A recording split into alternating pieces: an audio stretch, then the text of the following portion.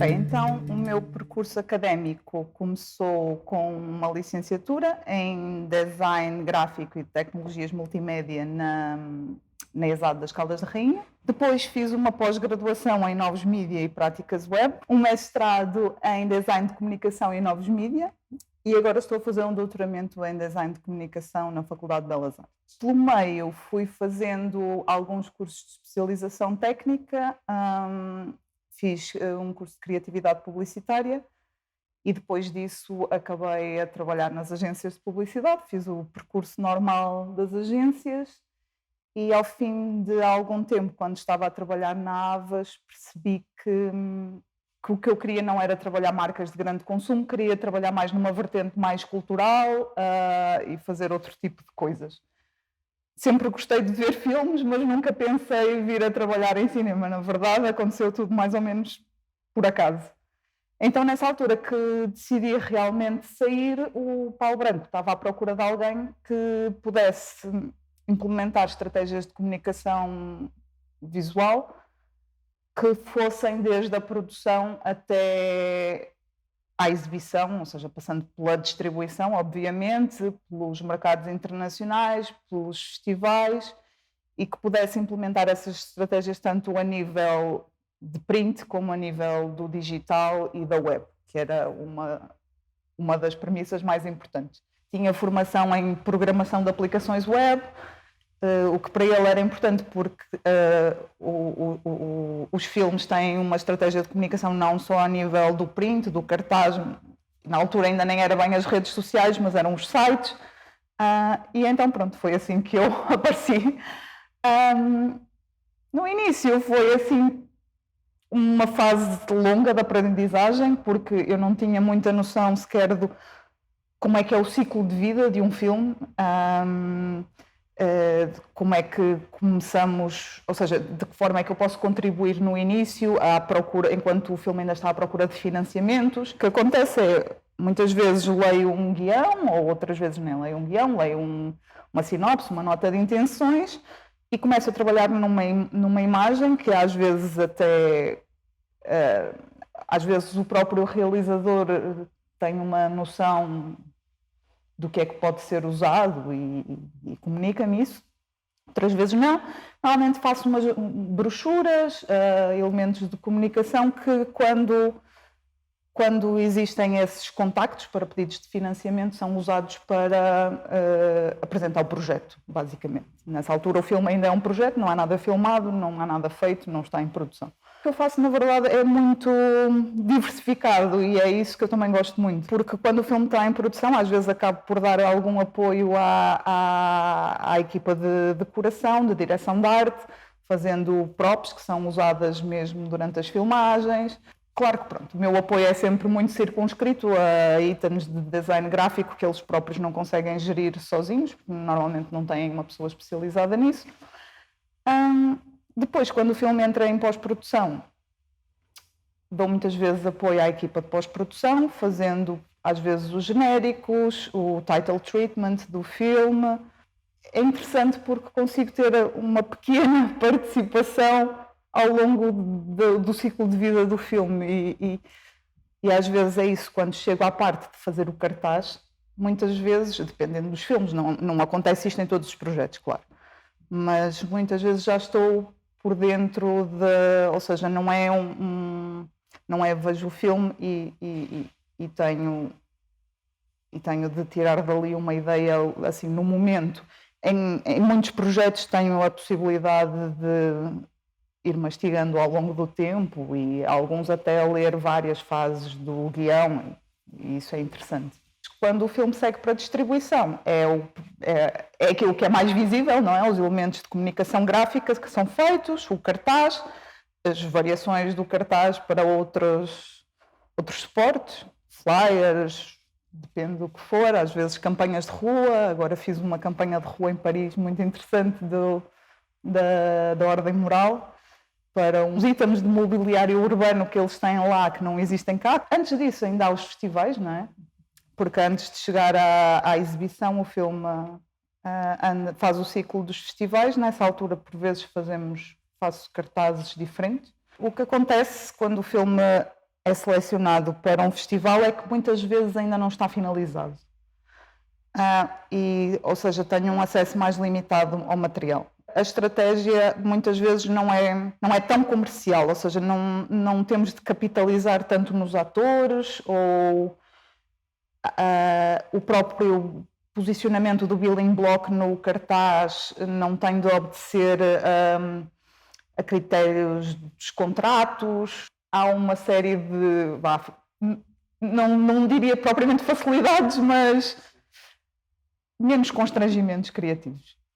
Eu diria que das coisas melhores concretizadas do início, eu acho que se calhar foi mesmo aqui o Capacete Dourado. Eu talvez tenha feito o The Inner Life of Martin Frost antes deste, mas não tenho a certeza. Foram os dois assim mais ou menos ao mesmo tempo. Portanto, eu sim, diria que em nível de cinema português este foi o Capacete Dourado, foi o primeiro filme que eu fiz.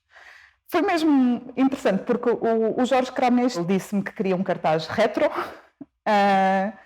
e que gostava muito deste tipo de layout que se fazia antigamente, de ter o herói da história com depois as fotografias pequeninas de vários momentos do filme em baixo. E então pronto, eu fiquei com esta ideia, ok, um cartaz retro e o tipo de layout clássico, pronto, que remetia a esse tipo de filmes, remete a uma época específica. Também foi interessante porque o material que eu tinha para trabalhar era muito pouco. Devia ter umas 6 fotografias, não creio que tivesse mais. Portanto, e utilizadas aqui no cartaz foram 4, portanto 2 ficaram de fora. Pronto, e do ator principal, assim, em grande plano, havia esta dele da moto que não tinha pernas. Portanto, a foto acabava aqui, exatamente. E eu acho que acabou por resultar muito bem. É um cartaz que ainda hoje me faz feliz, confesso. Ou seja, com as limitações todas que tinha, acabou por resultar bem. Pronto, fui buscar estas cores primárias também para buscar mais porque o filme é uma história da juventude, e então acho que as cores primárias acabaram por funcionar muito bem. O layout acabou por resultar, talvez o lettering hoje tivesse feito de outra forma, mas no fundo acho que para a altura em que foi feito responde. Os Mistérios de Lisboa foi se calhar o primeiro grande projeto em que eu trabalhei e é curioso. Este cartaz foi a primeira proposta que eu fiz e foi usado, é um cartaz de festival, foi usado para as vendas internacionais no mercado de Cannes, ou seja, antes do filme estar completo. E depois, mais tarde, foi ressuscitado, este não era o cartaz oficial, ele mais tarde foi ressuscitado para a reedição dos Mistérios a reposição em sala dos Mistérios de Lisboa em França. E depois ficou. E depois foi usado também em capas de DVD, que foram feitas mais tarde, Blu-rays, etc. É um cartaz que eu gosto muito, porque utiliza um dos recursos que é mais característicos do Raul Ruiz, que é este plano contrapicado. O Raul Ruiz tem algumas especificidades no tipo de cinema que faz e há coisas que são recorrentes. Uma delas é este tipo de plano contrapicado, outra coisa eram os espelhos, que foi a ideia usada no outro cartaz. E então, pronto, eu fiz esta proposta baseada neste plano. Eu fiquei realmente contente, tanto a nível da posição do lettering, pronto, depois mais tarde foram acrescentados todos os festivais e todas as estrelas das publicações, que ajudou a compor o cartaz a nível gráfico. Curiosamente, este não foi o cartaz oficial, como eu tinha dito, o cartaz oficial é baseado nessa ideia do espelho, mas graficamente acho que não resultou muito bem. Estranhamente, teve muita adesão na Ásia, onde foram feitas várias variações do cartaz, em várias línguas diferentes. Eu achei isso super interessante. Mas sim, de facto, este é a minha proposta favorita, é o que eu continuo a gostar e na verdade acho que é o que toda a gente gosta agora. O outro foi feito porque havia uma necessidade de capitalizar, lá está, nos atores. Que na fase em que este foi usado, ou seja, no início, no mercado, ainda não era uma necessidade assim tão óbvia, e que posteriormente, quando da reedição, da reposição em sala, também não era, porque as pessoas já sabiam de que é que se tratava o filme, já sabiam quem é que eram os atores. E portanto é isso, às vezes trabalhamos com estes constrangimentos que nos obrigam também é um trabalho. O trabalho de designer de comunicação, na verdade, não podemos esquecer que não é um trabalho do artista, é um trabalho em que somos contratados para comunicar alguma coisa que serve à distribuição do filme. E então temos de, muitas vezes, separar o nosso ego daquilo que nós fazemos. Às vezes, no início gostava-me mais, agora vejo como mais como um ofício do que uma coisa inerente à minha personalidade. O meu trabalho é o meu trabalho, eu sou eu. Então, As Linhas do Wellington é um filme que foi também começado pelo Raul Ruiz e depois ele faleceu a meio da produção, e quem terminou o filme foi a Valéria Sarmento, que era a sua esposa. O que acontece é... Outra das características do cinema do Ruiz é que é um tipo... é um bocado barroco, ou seja... tem uma profusão de elementos, são histórias dentro de histórias, às vezes tem uma dimensão quase épica, que neste caso tem, efetivamente. Trata das invasões francesas a Portugal, nomeadamente a última invasão francesa. Só a história em si é épico. E depois, pronto, havia a necessidade, quando foi feito o cartaz, de transmitir toda esta parte histórica, não é? Relacionada com o filme, e o que teve de interessante para mim é que foi a primeira vez que o cartaz oficial não era só um cartaz, era um conjunto de 4 cartazes que conjugam estas duas facetas.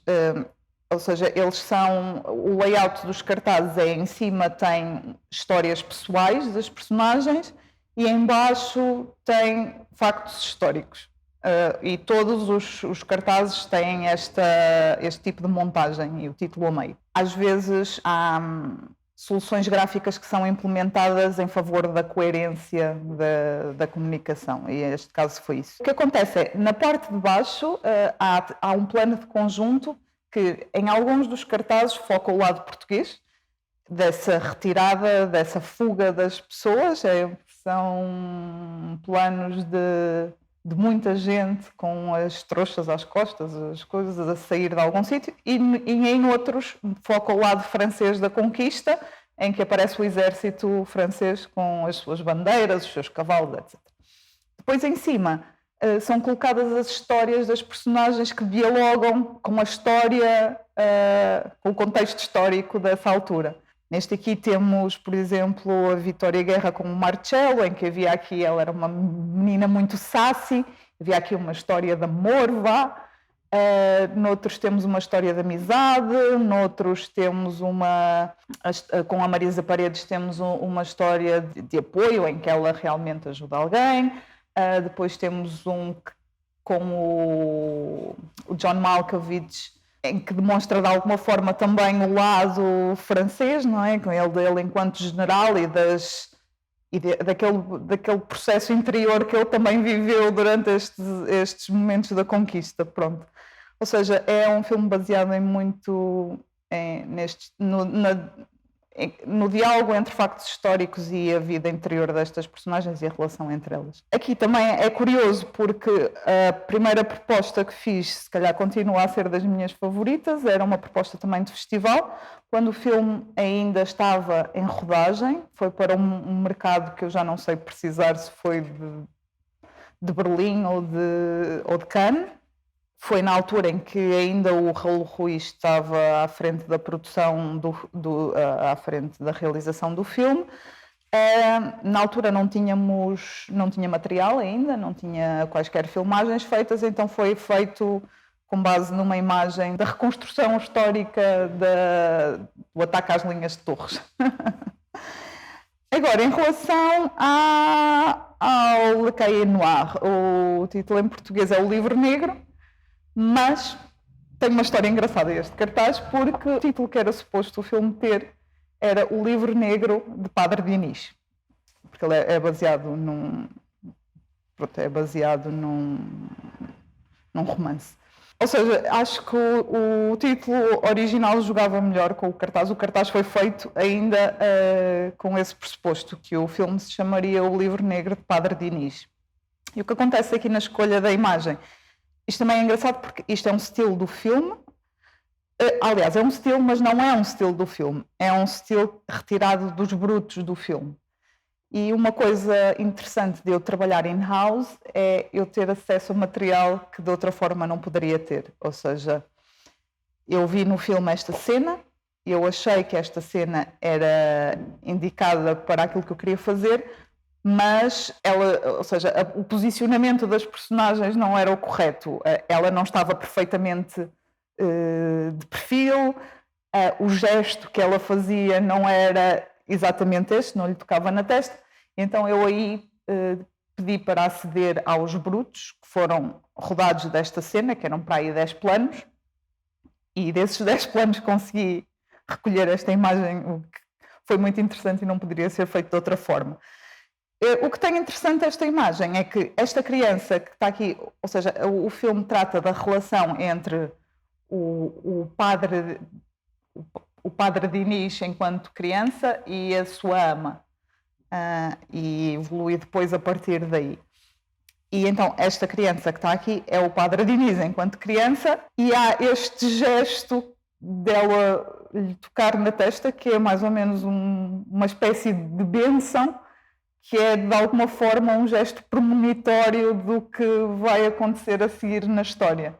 Pronto, depois o título mudou, mas a imagem ficou porque achamos que continuava a ser relevante para a comunicação, portanto. E estou muito contente com o cartaz, na verdade. As Axilas é uma colaboração com o João Fazenda. Na verdade, a minha prestação resume-se ao arranjo gráfico. A ideia foi dele, portanto, na verdade, a direção de arte é dele. É uma oportunidade que tive de colaborar com um ilustrador, não é uma coisa que aconteça muito. Neste filme acho que acabou por correr bem, mas eu não tenho muito a dizer, acho que podes falar com o João Fazenda um dia, será melhor. O Roots é um filme do António Pinhão Botelho, que fala sobre o Eusébio, mas não do Eusébio enquanto futebolista, essencialmente da contratação do Eusébio pelo Benfica. Ou seja, é a história do Eusébio antes de se tornar o futebolista que conhecemos hoje em dia. Portanto, em termos de comunicação, levantou imensas questões, porque como é que tratas um filme sobre o Eusébio sem mostrar futebol? Era uma premissa importante da distribuidora, que este filme é distribuído pela Nós, e era uma premissa importante que não fosse mal entendido como um filme sobre futebol. E então eles não queriam mesmo que fossem usadas imagens que pudessem remeter para esse universo do futebol. E o que na verdade foi uma estratégia correta, porque o filme o que trata, na verdade, é todas as negocietas que aconteceram nos bastidores que levaram posteriormente à contratação do Eusébio. Pronto, é uma história ficcionada sobre factos verídicos e também vive muito de fazer um retrato do contexto cultural, social, económico, político de Portugal no início dos anos 60. E então também era importante, não só de Portugal, como de Moçambique ou da vida nas ex-colónias. E, portanto, o filme é rodado tanto cá como em Moçambique, e havia a necessidade também de mostrar essas duas facetas no cartaz. E portanto, a solução que foi arranjada é um tipo de solução que eu não costumo utilizar muitas vezes, ou seja, focada em várias imagens e numa montagem mais complexa, mas que no fundo acho que acabou por responder às premissas do filme, que não eram fáceis. Não achei fácil trabalhar neste filme, confesso, porque as expectativas eram é sobre o Eusébio, tem de aparecer o Eusébio enquanto futebolista, e como é que contrarias essas expectativas, é complicado. Mas é engraçado porque este momento que está aqui retratado em baixo é o momento em que eles fecham o negócio de o mandar para cá. Ali naquela carrinha, assim, uma coisa muito à socapa. Vão para um sítio deserto e fora do sítio habitual onde costumam estar. Mas sim, é isso, também há essa questão dessa inocência perdida do Eusébio que fica para trás e que acaba por se ver envolvido nesta teia de coisas que acontecem à volta dele e à revelia dele, que ainda é o mais interessante nisto tudo. As Linhas Tortas é um filme da Rita Nunes que é sobre relações virtuais, casos de amor enganosos e identidades ocultas. Lá. A história deste cartaz é curiosa, porque esta não era a primeira proposta que foi escolhida, nem por mim, nem pela distribuição, nem pela Rita Nunes. A primeira proposta que tinha sido escolhida era a que foi usada agora na capa do DVD. E então, pronto, no início eu faço várias propostas que são aprovadas pela distribuição, algumas delas para serem mostradas ao realizador. Depende dos filmes, o processo varia, mas normalmente é assim e depois o realizador escolhe uma delas. Portanto, aconteceu todo esse processo, foi aprovada aquela proposta que foi agora usada na capa do DVD, estávamos todos muito contentes, e eu vou para casa fazer artes finais e percebo que a imagem não vai escalar ao tamanho de um cartaz 70-100 e muito menos ao tamanho de um MOPI. Então, vou falar um bocado das duas propostas, que acho que é interessante. Eu, se calhar, tenho de contar um bocadinho do filme, mas tenho medo de que seja um spoiler também, para quem não viu. Basicamente é a história da Luísa, que é a Joana Ribeiro, que conhece uma pessoa, um homem, através do Twitter, e que mantém uma relação virtual com essa pessoa, sem ele nunca lhe revelar a sua verdadeira identidade. Então, esta imagem foi escolhida porque é um momento do fim do filme em que ela está sozinha, num momento de introspecção ao pé do rio, e percebe e tem uma verdadeira noção daquilo que lhe aconteceu, ou seja, do que é que se passou afinal na vida dela. É um momento em que a realidade desce sobre ela e ela toma consciência da verdadeira dimensão daquilo tudo. E eu achei importante utilizar esse momento porque o filme chama-se Linhas Tortas e parece aquele momento em que ela percebe que, ok, Deus escreve direito por linhas tortas. Eu estou sempre a dizer estes provérbios, desculpem. E então achei que era um momento marcante. E então peguei nessa imagem, o que aconteceu foi que eu queria fazer um paralelo entre a realidade e o mundo virtual, que é a premissa do filme, na verdade, e então o que fiz foi tratei a imagem com cores mais frias, para lhe dar um lado meio computacional, e utilizei este pixelizado na imagem, em que a imagem passa do real para o virtual, de uma forma assim com algumas transições, vá. Quanto ao lettering, este cartaz é uma imagem muito simples, na verdade, tem este recurso gráfico, mas vive muito do lettering. O lettering, lá está, foi arranjado nessa premissa de, ok, o filme chama-se Linhas Tortas, mas na verdade aquilo que lhe aconteceu até foi mais correto, no sentido em que aquela pessoa com quem ela se relacionava era uma pessoa muito mais velha, uma identidade que ela não estaria de todo à espera. E então acontece este arranjo gráfico com linhas direitas para responder a esse twist que há no título também do filme. O lettering escolhido é uma fonte monoespacejada, que é também uma fonte de ecrã, e o objetivo era exatamente esse, remeter para esse lado virtual, mais uma vez.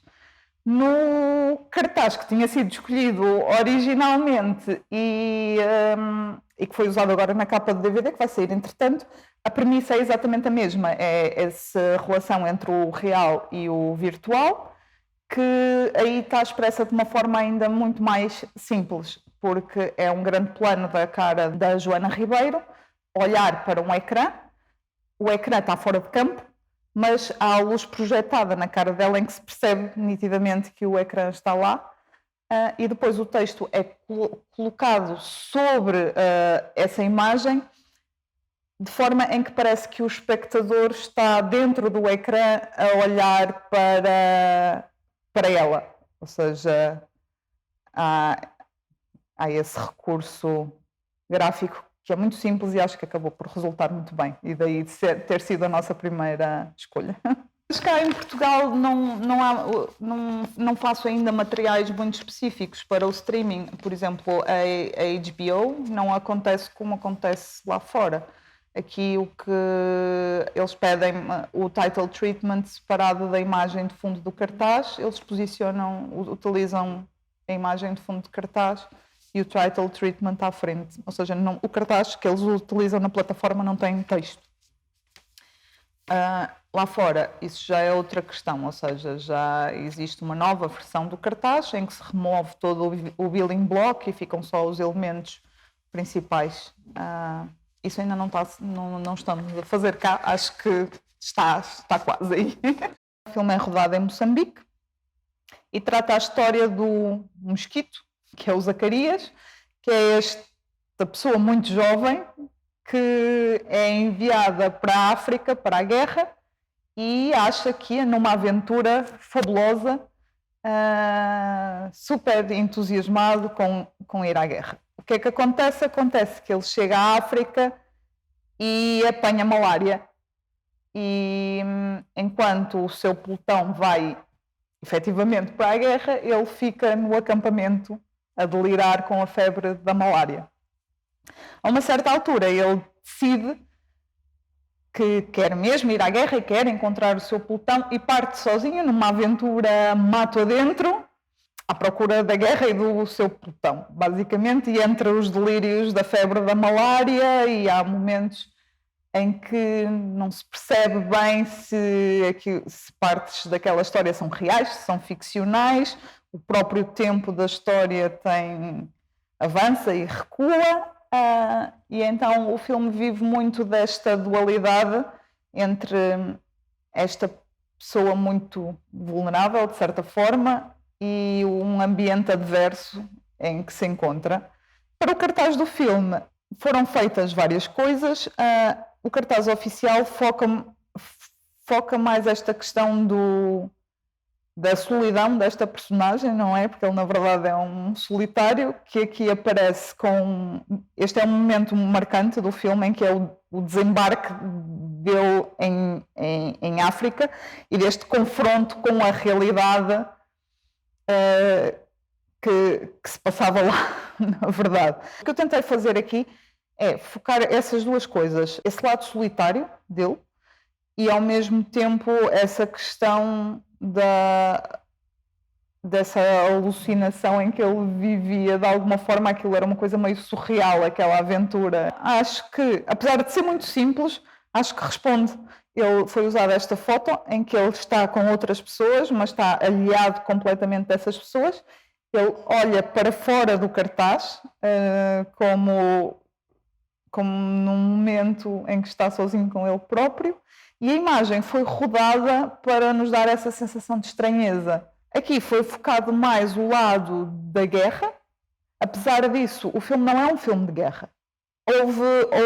Foram feitos outros cartazes, por exemplo, o cartaz para festival, também não é este que está aqui, mas o cartaz para festival já era um cartaz em que ele aparecia em frente a uma fogueira, rodeado por sombras, que são habitantes lá de uma aldeia onde ele acabou por ir parar, e é essa relação também dele com o outro, com o desconhecido. Essa proposta acho que também foi muito interessante e foi usada no mercado da Berlinale, se não me engano, em 2019.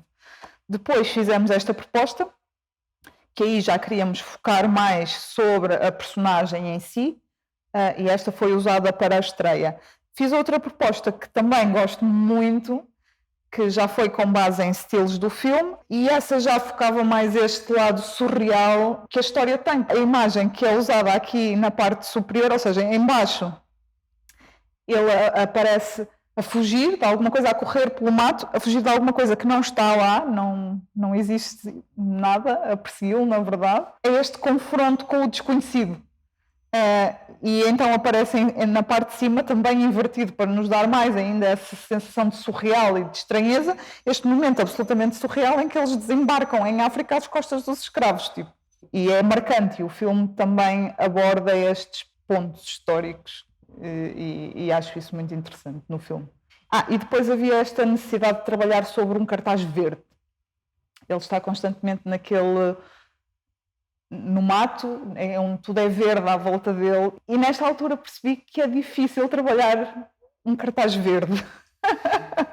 É uma cor difícil de jogar, mas que pronto, eu na verdade estou muito contente com os 3 cartazes que fiz para o Mosquito. Herdade é um filme do Tiago Guedes, que é produzido pelo Paulo Branco, e é um filme de ficção baseado em factos históricos verídicos. Conta a história do declínio da herdade da Barroca d'Alva, que chegou a ser, penso eu, que a herdade maior da Europa antes do 25 de Abril. É um filme quase épico, construído até meio às vezes ao estilo western, que trata um período largo de tempo e o declínio dessa herdade. Foi difícil definir a estratégia de comunicação visual que o filme devia ter, porque é uma história que tem muitas histórias dentro. Como eu estava a dizer, é a história daquelas terras, a história daquela família, a história daquelas personagens, a história interior desta personagem principal, e a história de Portugal. Tudo encapsulado no mesmo filme. E eu fiz muitas propostas para este filme. Comecei com propostas, ou seja, como o filme se chama A Herdade, eu comecei por focar a história das terras, do declínio daquelas terras. E aí surgiu logo esta imagem deste momento do filme, do funeral. Eu para este filme não tinha fotos de cena, tive de trabalhar com imagens, com estilos do filme. E então surgiu este momento do funeral, achei que era um momento marcante no filme. É um funeral de uma personagem secundária, mas é um momento que assinala o início do fim de tudo. Tentei depois também várias soluções focadas em imagens do Albano, em diálogo com o espaço em si, e depois percebi que mesmo isso era redutor, porque havia a necessidade de perceber que o filme é uma história com muitas histórias dentro. E então aí percebi que tinha de recorrer a um tipo de montagem, um tipo de composição gráfica que na verdade é muito clássico, que neste caso respondia às necessidades do filme. E então aí resolvi optar por este tipo de montagem, pronto, da personagem principal, e tenho essa imagem do funeral em baixo. Estranhamente a imagem de cima tive de recorrer a um banco de imagem porque no filme não estava a conseguir recolher uma imagem que me remetesse para este pôr do sol, este momento introspectivo. Eu tinha muitas propostas para este filme e separei-as entre as propostas que queria mostrar e as propostas que não queria mostrar. E quando mostrei as propostas que queria mostrar, e no fim não me senti... Ou seja, não me senti segura e não sentia o Paulo Branco seguro também, porque ele produziu e distribuiu o filme. Isto é um filme que é quase um projeto muito pessoal dele, que eu tive o privilégio de dar a minha pequena contribuição e que se expandiu ao longo de muitos anos. Eu tive a oportunidade de ler o primeiro guião deste filme há muitos anos atrás. Ou seja, é uma história que eu também já estava muito dentro da história e que me permitiu também ter essa clareza em perceber que aquilo que eu estava a apresentar não respondia. E então aí percebi que tinha de ir recuperar este tipo de layout mais clássico, que não era uma coisa que eu quisesse muito fazer, Mas é isso, é aquilo que eu estava a falar há um bocado. Nós trabalhamos para responder a uma necessidade de comunicação que é uma necessidade de comunicação distinta de filme para filme e pelo contexto da distribuição do próprio filme. E pronto. E acho que no fundo, agora olhando para trás, fico contente com a solução. E pronto, e fiquei contente por a Academia ter premiado o cartaz com o melhor cartaz de 2019. Confesso que não estava à espera, foi assim mais ou menos uma surpresa, mas fiquei muito contente. A questão deste cartaz a premissa é mais ou menos a mesma. O que acontece aqui é que trabalha mais sobre o mundo interior desta personagem. A imagem que aparece em cima é um momento muito emblemático do filme, porque ele é o sítio onde ele recorria a esta ermida, é o sítio onde ele ia para ter os seus momentos de introspeção. E este cartaz é muito sobre esta personagem e muito sobre estes momentos sobre esta solidão que ele tinha, não é? Este cartaz ficou e foi usado em festivais e foi usado até para as vendas internacionais, mas depois acabou por cair. Então, A Ordem Moral é um filme do Mário Barroso, lá está, também é um filme de ficção também baseado em factos verídicos. É a história da Maria Adelaide da Cunha, que era a herdeira do Diário de Notícias. É basicamente um filme sobre a sociedade patriarcal do início do século XX. A relação desta mulher, que era uma mulher que podia dar-se a certas liberdades que a maior parte das mulheres da altura não podiam sequer sonhar, por causa do seu estatuto social, cultural, económico, etc. Mas que, apesar de tudo, não se encontrava acima da ordem moral instituída na época. Eu fiz várias propostas para este cartaz. O que era importante para mim transmitir neste cartaz é esta relação entre esta perspectiva feminina de um universo dominado por homens. E então comecei por trabalhar em soluções que iam à volta de representar esta mulher pela sua própria ausência, porque nesta altura as mulheres viviam praticamente obliteradas da sociedade. Até ela é que era a dona do jornal, mas quem controlava tudo o que lá se passava era efetivamente o marido e o filho. E então, quando ela finalmente é internada no Júlio de Matos, perde o controle de tudo na vida dela. Então comecei a trabalhar numa solução que no início pareceu bem a toda a gente que estava a trabalhar na distribuição do filme, que era representar esta mulher pela sua própria ausência. O filme vive muito da interpretação da Maria de Medeiros, ou seja, ela tem uma interpretação fantástica no filme e era importante capitalizar nisso a nível de marketing. Então aí mudamos completamente de estratégia e percebemos que tínhamos de fazer algo com base na imagem da Maria de Medeiros.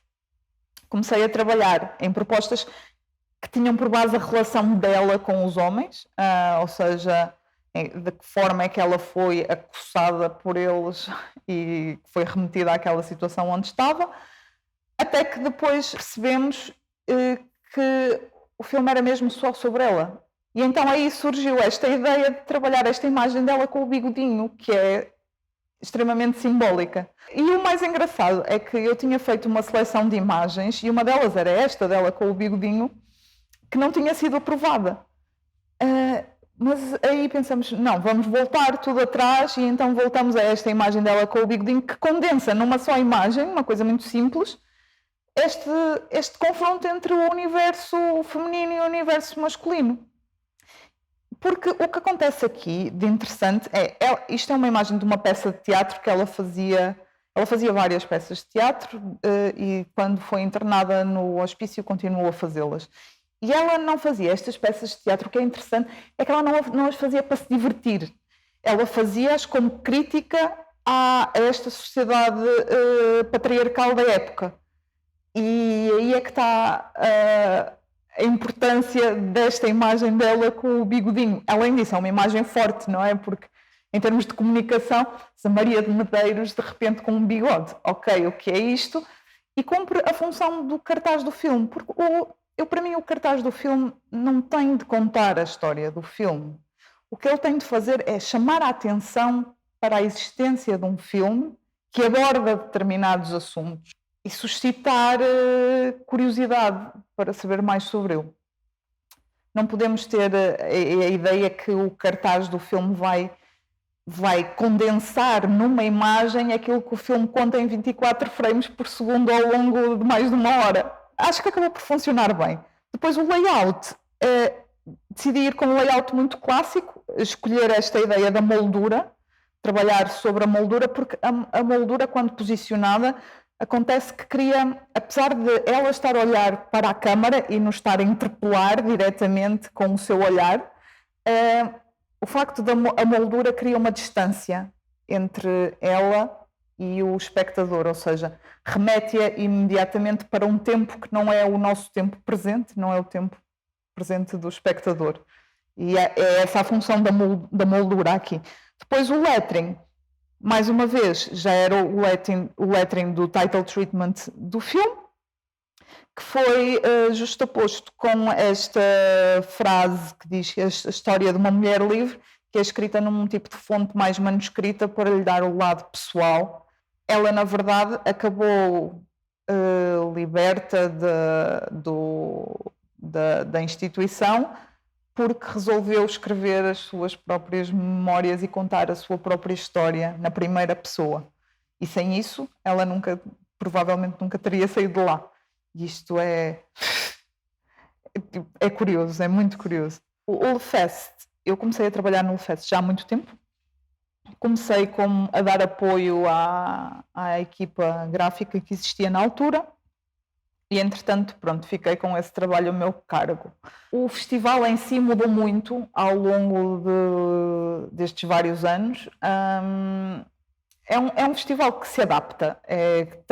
Cada ano é um trabalho diferente, é um tema diferente, a própria designação do festival alterou-se ao longo dos anos. Houve uma altura que se tornou importante remeter mais para esta relação com Sintra.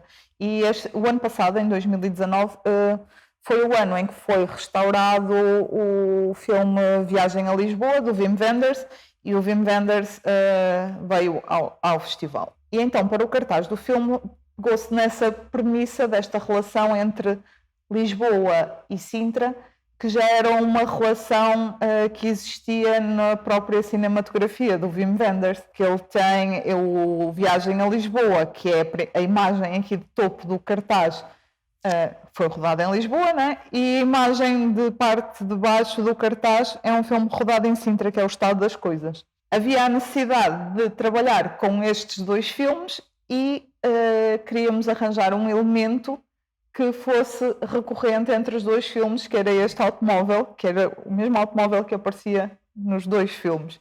Então, isto é uma brincadeira um bocado dos meandros da produção. O Paulo produziu estes dois filmes e, portanto, ou seja, nós ficamos a saber destas pequenas histórias muito em conversas e são sempre conversas interessantes, porque depois, quando o Wim esteve cá, também fez-se uma conversa à volta da produção destes filmes, e estes cediberros da produção são sempre super interessantes. Outra coisa que passou a ser importante devido à mudança de designação várias vezes do festival foi ficarmos então com a designação Le Fest, que seria a designação a ter a partir daqui, que é também o URL da nossa página online, e daí então trabalhar muito em cima da dispersão deste texto e com a assinatura do festival. O ano passado fizemos uma coisa muito leve, ou seja, é um bocado estas histórias atrás das histórias dos filmes, estas coisas que num festival são importantes, porque o nosso festival vive muito dos convidados que vêm e que apresentam as sessões e que contam estas histórias. Este ano estamos a tratar já o desconhecido. De que forma é que o cinema pode abordar questões relacionadas com aquilo que aí vem, com aquilo que não conhecemos, com aquilo que com um futuro que está em construção. Então é à volta disso que eu estou a trabalhar este ano. Já é outra faceta completamente diferente. Em termos de cartazes de cinema, alguns designers que eu gosto, não é? Seria...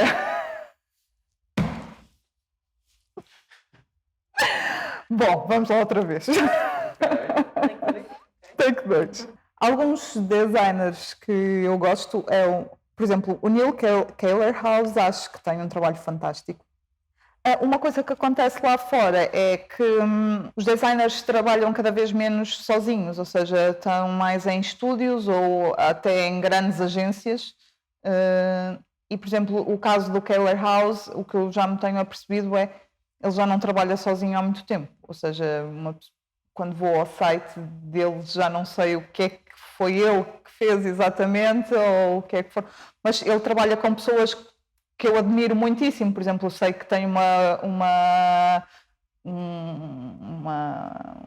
cooperação com a Kiko Sternberg, que faz coisas maravilhosas. Um tipo de trabalho completamente diferente do meu, mas que admiro muito. O Brandon Shaffer, o Sam Smith, trabalho com ele também, não é? A Caitlin White, ela tem coisas muito giras, muito interessantes. Há um cartaz que eu adoro, mas eu não sei dizer quem é que fez o designer, quem é que é o designer, que é um cartaz de um filme que se chama Beijos Roubados. É maravilhoso, porque aquilo é gráfico, é uma sobreposição de dois lábios muito estilizados.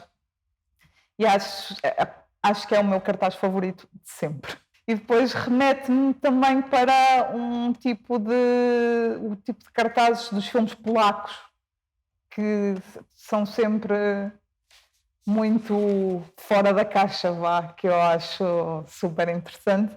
Lá está, são realidades bastante diferentes daquela em que eu trabalho. Depois, sei lá, acho que... o Pickpocket, esse cartaz também é muito bom. Eu gosto muito destes cartazes simples, tipo... Em termos de cinema português, há um cartaz que me ficou muito, que eu acho muito giro. E o filme também é muito giro e acho que responde muito bem, que é o cartaz do Quilas, o Mal da Fita, que é do José Brandão. Acho muito giro porque tem aqueles elementos todos kits, é tudo kits, o cartaz é um kit bom. E é até muito difícil fazer um kit bom. Como é que tu fazes um kit bom? É muito difícil, eu acho isso super, super interessante. Depois, coisas mais recentes. O Parasitas tem um cartaz excelente. Gosto de coisas muito simples. O Beanpole tem um cartaz muito simples e muito bom. Também não sei quem é que fez. Portrait of a Lady on Fire teve imensos cartazes bons, incluindo um da Kiko, mas teve muitos cartazes bons. Sei lá, há tanta coisa que eu gosto, podia estar aqui a ir buscar coisas ao fundo da minha memória e a dizer... mas